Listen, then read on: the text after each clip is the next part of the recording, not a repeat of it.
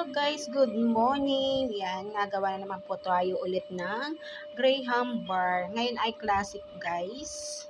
So, walang flavor to guys. Yan, naglagay lang tayo dito ng isang angel, condensada, at isang condense, at isang jersey na all-purpose cream.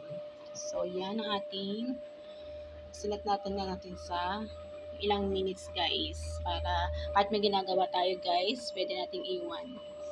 At itong ating lalagyan guys, lagyan natin ng baking paper o parchment paper para hindi dumikit yung ating gray ha.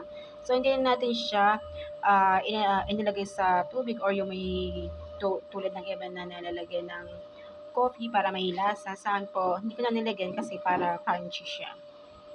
So yan, inaantay lang natin maging double yung ating ginagawang cream. So ayan guys, malapit na.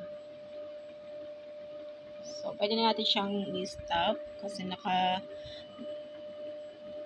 okay na yung ating cream.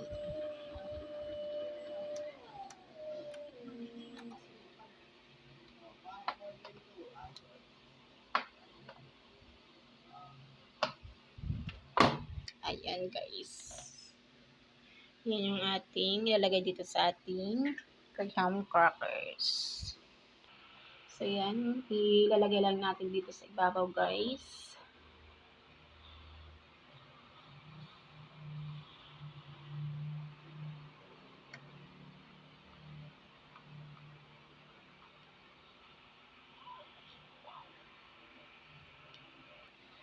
So, ayan. Ikakalat na lang natin guys to. Bawat siguraduhin yung sulok guys ay mayroong cream.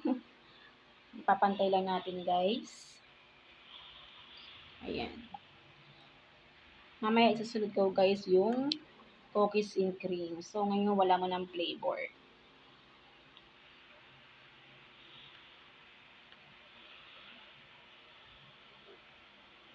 So, pagka naipantay natin to guys, lagyan lang natin ulit sa ibabaw ng graham crackers. Ayan. Thank you for watching guys.